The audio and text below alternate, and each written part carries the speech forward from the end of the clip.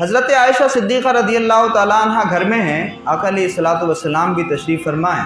रसूल पाक सल्लल्लाहु अलैहि वसल्लम अपने जूते अपनी नालें अपने हाथ से सिल रहे और हज़रत आयशा भी अपने कपड़ों पर पैबंद लगा रही। आका अलैहिस्सलातु वस्सलाम बैठे हैं, जनाब आयशा सिद्दीक़ा रज़ी अल्लाह ताला अन्हा रसूलुल्लाह के चेहरे को देखने लगी। अब जब टिकटिकी बांधकर तकने लगी हज़रत आयशा रसूलुल्लाह के चेहरे को, तो हुजूर की पेशानी मुबारक पर पसीने के कुछ कतरात थे।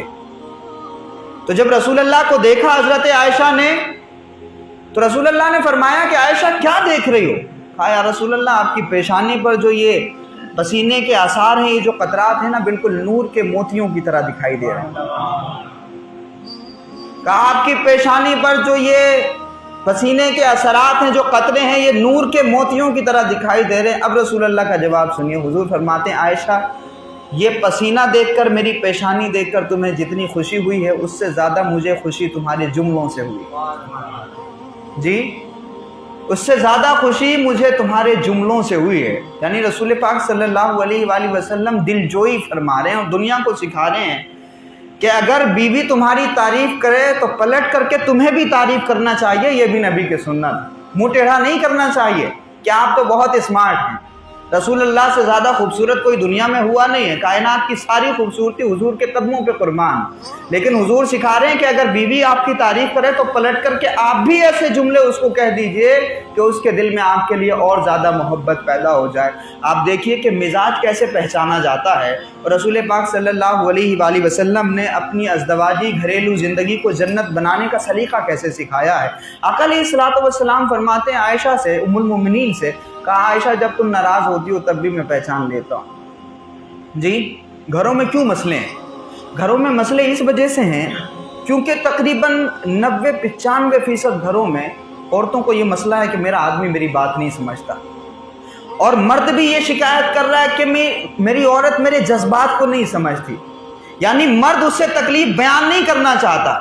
मर्द की ख्वाहिश ये है कि मुझे जो तकलीफ है वो मेरी औरत मेरा जहन देख करके, मेरा चेहरा देख करके समझ ले कि आज कुछ मामला गड़बड़ है, और फिर वो उसी हिसाब से माहौल बनाए। मर्द भी ये चाहता है, औरत भी ये चाहती है, क्योंकि ये मोहब्बत ही ऐसी होती है कि यहाँ बयान करने की ज़रूरत ना पड़े, हालात से खुद ही अंदाज़ा लगा लिया जाए। रसूल पाक सल्लल्लाहु अलैहि वसल्लम अपनी बीवी के मिजाज को कैसा पहचानते थे। हुजूर फरमाते हैं आयशा, मैं तुम्हारा मिजाज जानता हूँ। जब तुम नाराज़ होती हो तो क्या कहती हो, और जब राज़ी होती हो तो क्या कहती हो? कहती हैं या रसूलल्लाह, कैसे पहचानते हैं? कहा जब तुम नाराज़ होती हो तो कहती हो इब्राहीम के रब की कसम। सुभान अल्लाह। कहा जब तुम नाराज़ होती हो तो कहती हो इब्राहीम के रब की कसम, और जब राज़ी होती हो तो कहती हो मोहम्मद के रब की कसम। अब हज़रत आयशा ने जो प्यारा जवाब दिया, वो कहती हैं या रसूलल्लाह, बस ज़बान पे नाम बदलता है, दिल में तो आप ही बसे होते हैं। जी, लोग इस वजह से जल्दी बूढ़े हो रहे हैं क्योंकि बेटी के ससुराल से अच्छी खबरें नहीं मिल रही। हमारे घर में जो किसी की बेटी है, हम उसके साथ में रवैया ऐसा नहीं रखते जो रसूलुल्लाह ने अपनी बीवी के साथ में रखा। ये लंबी लंबी दाढ़ियों वालों का हाल ये है कि अपने घर में उन्होंने अपनी बनाई हुई शरीयत इस कदर लागू की हुई है कि अगर उनके घर में बच्चियाँ हंस भी लें, अगर उनकी बीवी हंस भी ले, तो कुछ लोग तो इतना ज़्यादा सख्त हैं, वो कहते हैं कि ज़्यादा हंसोगे तो दिल मुर्दा हो जाएगा।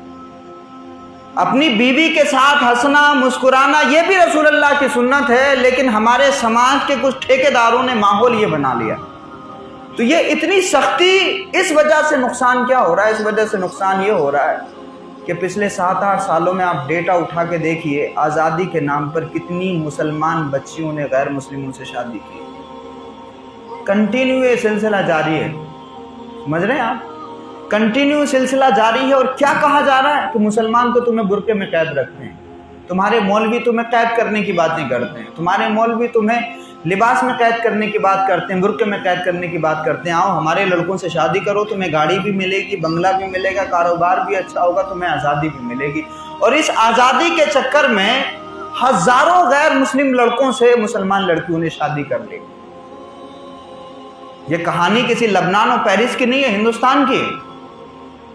इसी विरमगाम में केस हुआ और आए दिन ये केस चल रहे हैं। आप देख लीजिए सोशल मीडिया उठा करके, आप देख लीजिए खबरें पढ़ के।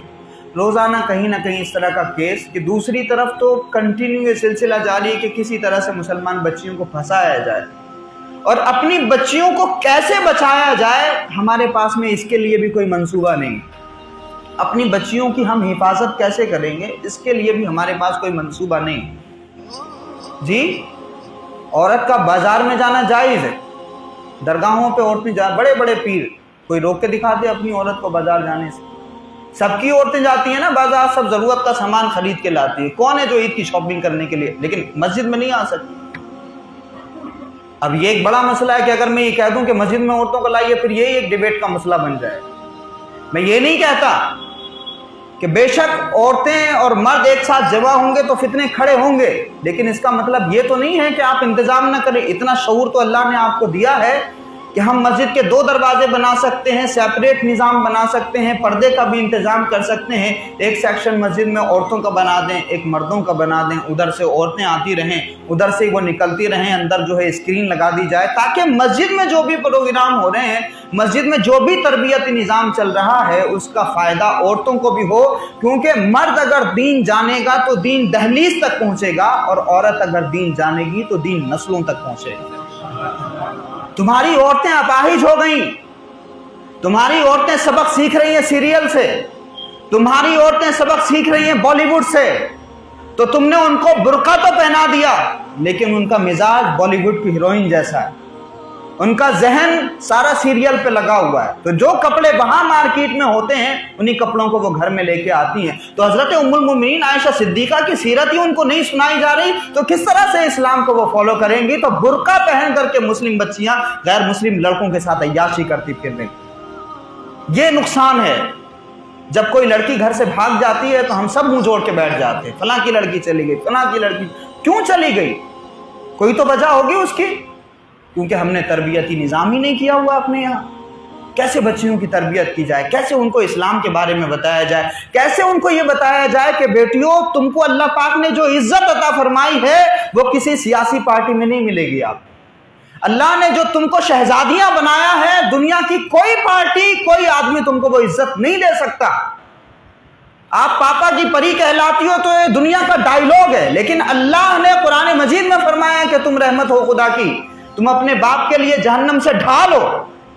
تو اگر ان کو یہ پتا چلے کہ اللہ نے بیٹیوں کو بیویوں کو یہ عزت عطا فرمائی ہے جو ہمیں کہیں نہیں ملے گی، تو وہ اسلام کا دروازہ چھوڑ کر کسی غیر مسلم کے دروازے پر کیسے جا سکتی ہیں؟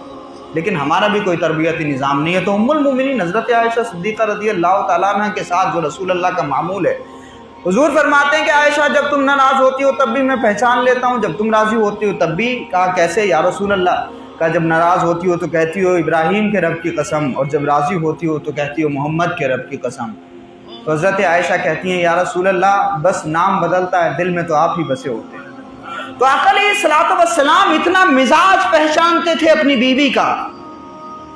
ہم ہر آدمی کو وقت دے رہے ہیں، ہر شخص کو پہچاننے کی کوشش کر رہے ہیں، لیکن اگر مزاج نہیں پہچانتے تو اپنی بیوی کا، اور اگر پہچان بھی لیں تو اس کو بھی نظر انداز کر دیں۔ شادی کے 2-3 سال تک تو ماحول یہ رہتا ہے کہ شوہر غلام رہتا ہے، سارے ہی وقت اسے دیتا ہے، اور پھر جیسے جیسے وقت گزرتا چلا جاتا ہے اور بات آگے کی طرف بڑھتی چلی جاتی ہے، ویسے ویسے بیوی سے دلچسپی ختم ہوتی چلی جاتی ہے۔ کیوں؟ کیونکہ ہم نے جو شادی کی وہ اپنی ضرورت کے حساب سے کی۔ اگر شادی رسول اللہ کی سنت کے مطابق کی ہوتی تو یہ محبت بڑھاپے تک ختم نہیں ہوتی۔ سیکھو حضور علیہ الصلوۃ والسلام